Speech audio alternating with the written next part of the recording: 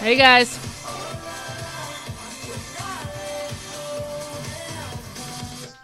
All right, guys, that was Let Go by Hillsong Young and Free. So today's topic, I'm going to be talking about I'm just going to give you a word of encouragement.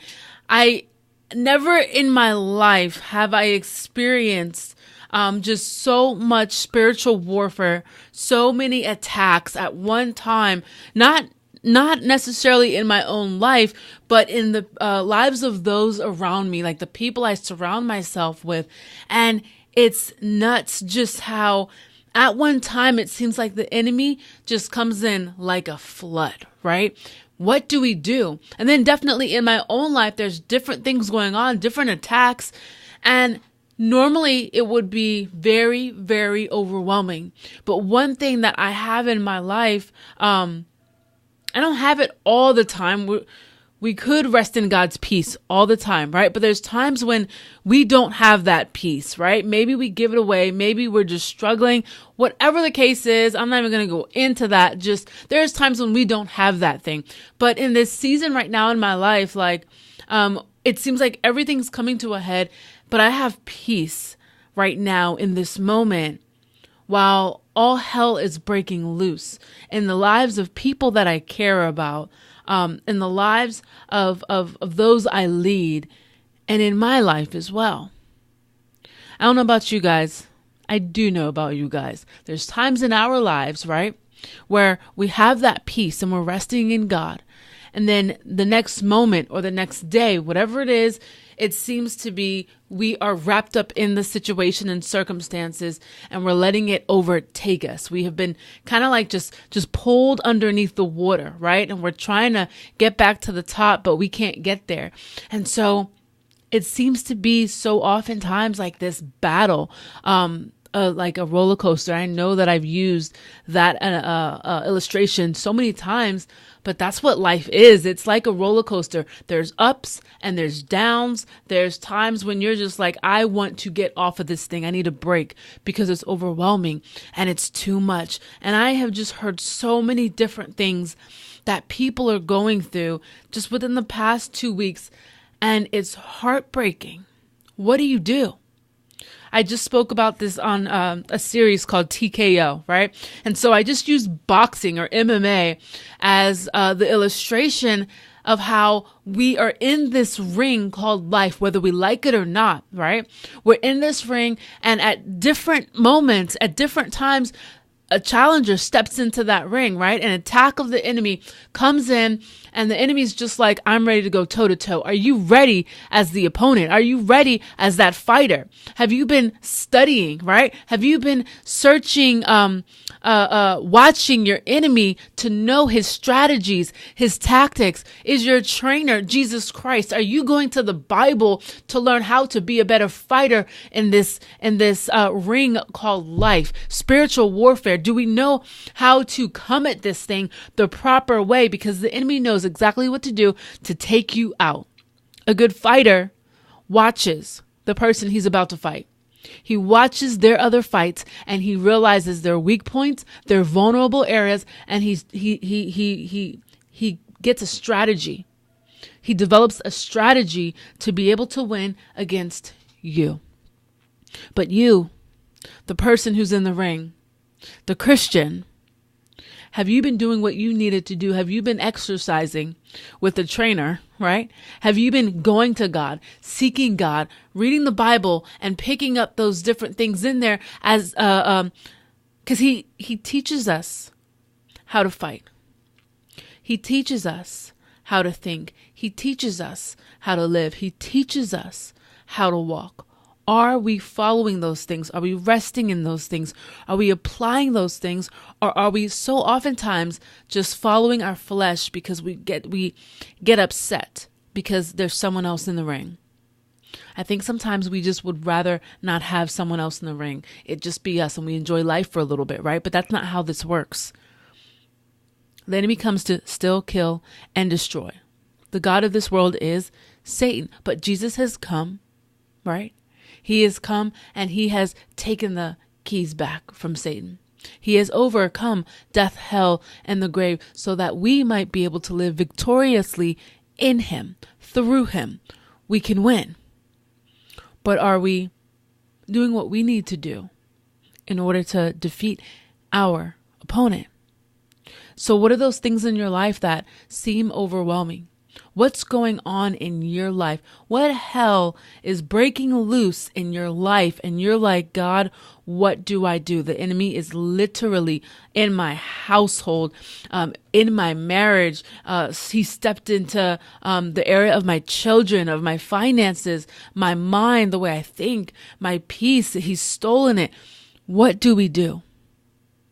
Because there are people who stay in the flesh and they walk away. They give up. They get beaten up and they walk away and they say, forget it. I am done with this. And they go backwards, not even stagnant, not even forward. They go backwards. There's other people who just fight a little bit, but then give up again. Because we're tired of applying the word of God. We're tired of doing it God's way. God, I hit him twice. It's not working. Can you hurry up and just strengthen my right arm so I could just get a TKO out of this thing, right? God's like, if you want a TKO, you have to exercise your faith.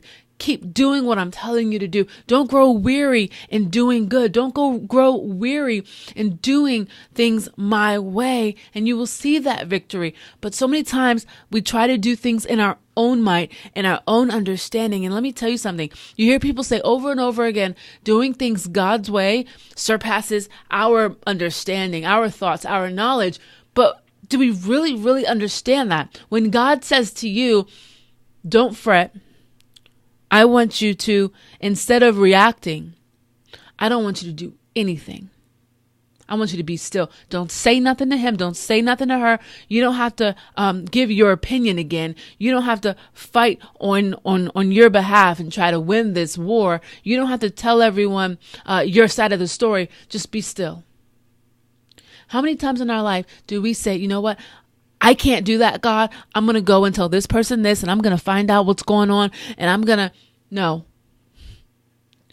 We have to let God be God. What does that mean? I'm going to let God fight my battles. If God says chill, be still, know that I'm God. Don't even try to vindicate yourself. Don't even try to have the last word. Don't even try to get them to understand where you're coming from, because they aren't, right? Or even if you think they will, if God says to chill, he says chill, and he knows he's saying that for a reason. Are we going to let God be God so that we can get the best outcome? Or are we going to say, God, move over. I'm going to sit on this throne because I'm going to help, because I'm going to do it my way a little bit, because I'm not sure if I could trust you. It comes down to trust. It comes down to trust. God has been dismantling straight up in my life a lot of stuff that I have thought. I have put God in boxes I didn't even know I put him in. And he's just like, Jessica, I need for you to trust me. Even when you don't understand, even when you don't see, even when you think that this way is not the right way to go, I need for you to trust me. And so that's what I'm doing. And that's what we all need to do. Rest in him. 2 Corinthians 1, verse 8 and 9, it says this. We think you ought to know, dear brothers and sisters, about the trouble we went through in the province of Asia. We were crushed and overwhelmed beyond our ability to endure, and we thought we would never live through it. In fact, we expected to die. But as a result, we stopped relying on ourselves and learned to rely only on God who raises the dead. I love this. I love this. This is amazing. So Paul is talking about one of his trips, and he's saying, look, guys, I got to tell you something.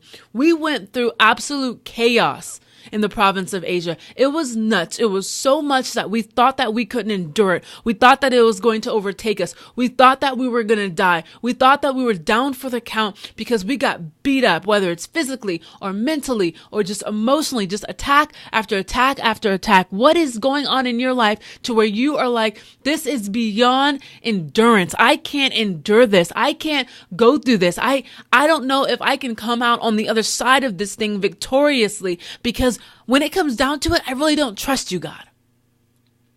When it comes down to it, I'm really not sure if I could say yes to everything you tell me to do, because I'm not sure that the end result's going to be okay. But let me tell you something. Faith is produced, one, by trusting and believing in Jesus, but by following his word and exercising what we have learned in the Bible and seeing it come to fruition. Then our faith is being grown. So Paul is saying that we were crushed and overwhelmed beyond our ability to endure. Now, if he's saying this in the present about the past, it wasn't beyond his ability to endure. Apparently, he was crushed and overwhelmed, but it was not beyond his ability to endure, because he realized that, yeah, in his own mind, no, he might have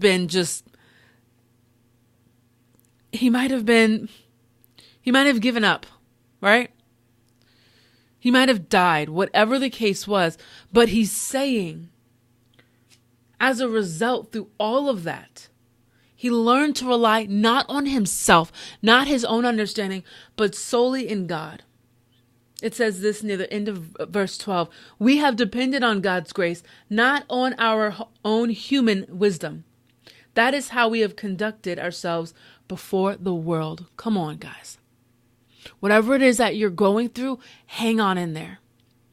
Hang on in there. There is nothing that you can't get through without God's help. I don't care what it is that's going on. With God, we can endure in spite of what the situation seems like, in spite of it looking really grim and that, you aren't going to be able to get through this thing and it hurts and the burden is heavy and you don't know where you're going to get the money from, and you don't know if people are going to love you still, and you don't know if people are going to leave you, all that stuff. Like, can we rely on God and say, God, I don't know what's going to happen, but I know you want me to do this. I know that I need to endure, and I'm going to trust you.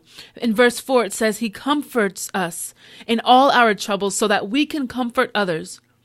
When they are troubled, we will be able to give them the same comfort God has given us. For the more we suffer for Christ, the more God will shower us with comfort through Christ. I love that.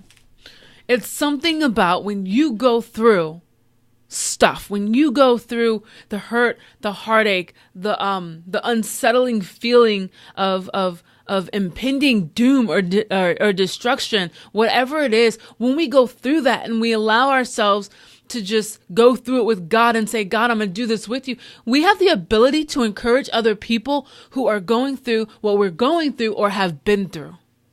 And there's a different type of compassion that only you can give because you have been there, you have endured, and you're seeing the other side of that thing.